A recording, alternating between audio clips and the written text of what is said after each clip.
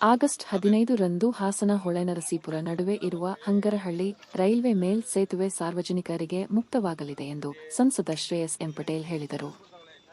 ಹಂಗರಹಳ್ಳಿಯ railway ಮೇಲ್ ಸೇತುವೆ ಕಾಮಗಾರಿ ವೀಕ್ಷಣೆ ಬಳಿಕ ಅವರು ಕನ್ನಡ 9 ಜೊತೆ ಮಾತನಾಡಿದರು. ಹಾಸನ ಮತ್ತು ಮೈಸೂರು ನಡುವಿನ ಈ ಮೇಲ್ ಸೇತುವೆ ಸಾರ್ವಜನಿಕರಿಗೆ ಬಹಳ ಉಪಯುಕ್ತವಾಗಿತ್ತು.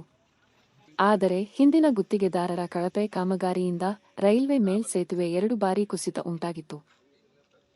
2024ರಲ್ಲಿ ಇದನ್ನು ಮರು ಟೆಂಡರ್ ಮೂಲಕ ಕಾಮಗಾರಿ ಪ್ರಾರಂಭವಾಗಿದ್ದು, 12 ತಿಂಗಳ ಒಳಗೆ ಕಾಮಗಾರಿಯನ್ನು ಪೂರ್ಣಗೊಳಿಸಿ ಆಗಸ್ಟ್ 15ರಂದು ಸಾರ್ವಜನಿಕರಿಗೆ ಮೇಲ್ ಸೇತುವೆ ಮುಕ್ತವಾಗಲಿದೆ ಎಂದರು.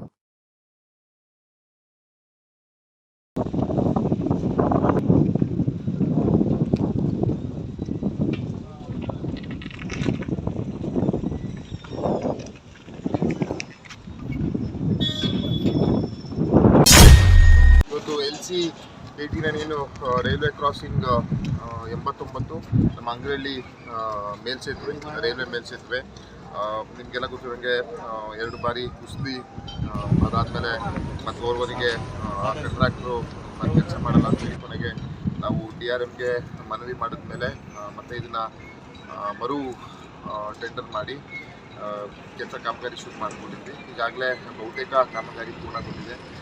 ಜುಲೈ ಅಂತ್ಯಕ್ಕೆ ಕಂಪ್ಲೀಟ್ ಮೇಲ್ಸೇತುವೆ ಮುಗಿದಿದೆ. ಈಗಾಗಲೇ ಮೇಲ್ಸೇತುವೆ ಕಂಪ್ಲೀಟ್ ಕಾಂಕ್ರೀಟೀಕರಣ ಆಗಿದೆ. ಇನ್ನು ಬಿಟುಮೆನ್ ಹಾಕಿ ಟಾರ್ ಹಾಕಬೇಕು. ಜೊತೆಗೆ ಇನ್ನು ಕ್ರ್ಯಾಶ್ ಬ್ಯಾರಿಯರ್ ಅಂತ ವಾಲ್ಗಳು ಬರ್ತಾವಲ್ಲ ಆ ಕೆಲಸ ಆಗ್ತಾ ಇದೆ. Majority of the work is been ಮುಗಿದಿದೆ. ಇನ್ನು ಕ್ರ್ಯಾಶ್ ಬ್ಯಾರಿಯರ್ಗಳು ಮಾಡ್ತಾ ಇದ್ದಾರೆ. ಜೊತೆಗೆ ಏನೀಗ ಆಗಿರುವಂಥ ಸ್ಟ್ರೆಚ್ಗೆ ಬಿಟುಮಿನ್ ಟಾರ್ ಹಾಕುವಂಥ ಕೆಲಸವನ್ನು ಮಾಡಬೇಕು. ಬಹುತೇಕ ಅವ್ರು ಹೇಳ್ತಾರೆ ಜುಲೈ 8 ಅಂತ. ನಾನು ಆಗಸ್ಟ್ ತಿಂಗಳಲ್ಲಿ ಹೆಚ್ಚು ಕಮ್ಮಿ ಈ ಒಂದು ಪ್ರಯಾಣಿಕರಿಗೆ ಅನುವು ಮಾಡಿಕೊಡುವಂಥ ಕೆಲಸವನ್ನು ನಾವು ಮಾಡ್ತೀವಿ. ಇದು ತುಂಬ ಸಮಸ್ಯೆ ಉಲ್ಬಣ ಆಗಿತ್ತು ಇಲ್ಲಿಯ ಸ್ಥಳೀಯ ಓಡಾಟ ಮಾಡೋರಿಗೆ, ಹಾಸನಕ್ಕೆ ಅಲ್ಲಿ ಮೈಸೂರಿಗೆ ಹೋಗೋರಿಗೆ ಮತ್ತು ನಮ್ಮ ಕಡೆಯಿಂದ ಹಾಸನಕ್ಕೆ ಹೋಗೋರಿಗೆ.